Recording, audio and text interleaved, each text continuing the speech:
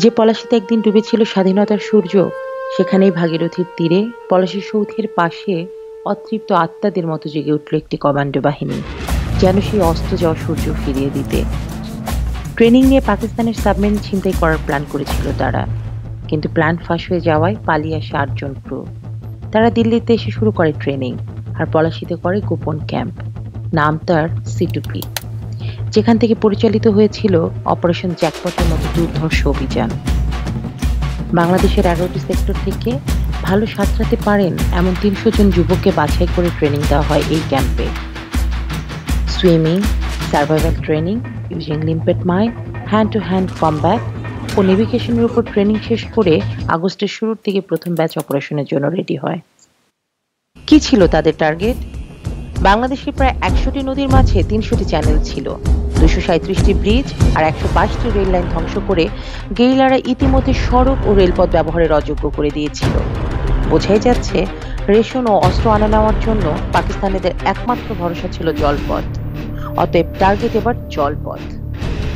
চট্টগ্রাম, মংলা, নারায়ণগঞ্জ ও চাঁদপুর, এই ৪টি প্রধান নৌ ও সমুদ্র বন্দরকে টার্গেট হিসেবে বেছে নেওয়া হলো তাই। কিন্তু কাদের সাথে লড়তে যাচ্ছি আমরা? পাক সামরিক বাহিনীর ৮টি গ্রুপ, নৌবাহিনীর ৩টি গ্রুপ, বিমান বাহিনীর ১টি, প্যারামিলিটারির ২টি উইং ও প্রচুর রাজাকার সহ প্রায় ২৫০০ জনবল ছিল সেখানে। এর বিপক্ষে আমাদের কয়জন ছিল জানেন?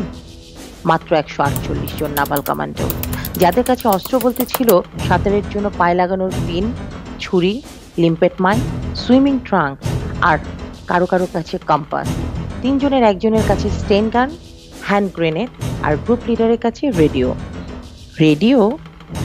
সে যাক, তার রহস্য পরে ভেদ হবে। শুরু হলো অপারেশন জ্যাকপট। পলাশী থেকে একটি দল ব্যারাকপুর সুন্দরবন হয়ে মংলায় আসে।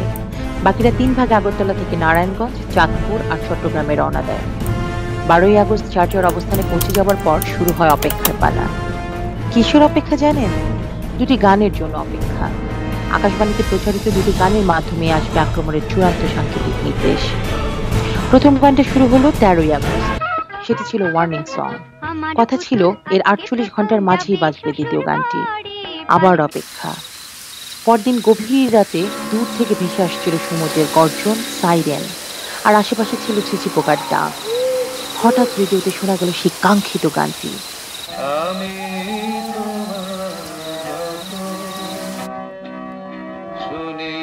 শুরু হলো আক্রমণ।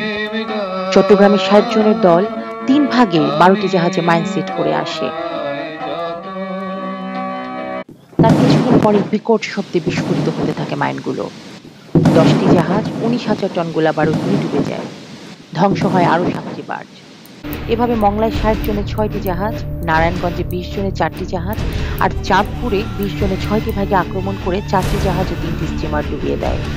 এছাড়া এই বাহিনী ভিন্ন ভিন্ন জায়গায় ১২৬টি শিপ, কোস্টাল ফেরি ও নৌকা ডুবিয়ে দেয়, যাতে প্রায় ১ লক্ষ টন অস্ত্র সামগ্রী ছিল। ব্লক করে দেয় অনেক জেটি, কার্গো আর চ্যানেল।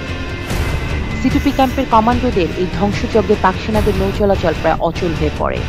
আন্তর্জাতিক বিশ্ব জানার পর পাকিস্তানিরা বিবৃতি দিতে বাধ্য হয় যে মুক্তিবাহিনী যে এত বড় অপারেশন করতে পারে তা তাদের ধারণারও বাইরে ছিল। এই যুদ্ধে আমাদের ৮ জন শহীদ হন, ৩৪ জন আহত হন, ধরা পড়েন ১৫ জন। তারা জানতেন ধরা পড়ে গেলে সাক্ষাৎ মৃত্যু। তবু প্রিয় মাতৃভূমিকে শত্রুমুক্ত করতে সব উপেক্ষা করে ঝাঁপিয়ে পড়েছিলেন তারা। আমাদের রসদ ছিল কম, কিন্তু বুক ভরা ছিল দেশপ্রেম আর অসীম সাহস। দেশের জন্য প্রাণ দিতে কখনো পিছপা হননি তারা। এমনই লক্ষ লক্ষ প্রাণীর বিনিময়ে বীর বাঙালি ছিনিয়ে এনেছিল স্বাধীনতা। আমি দাম দিয়ে কিনেছি বাংলা।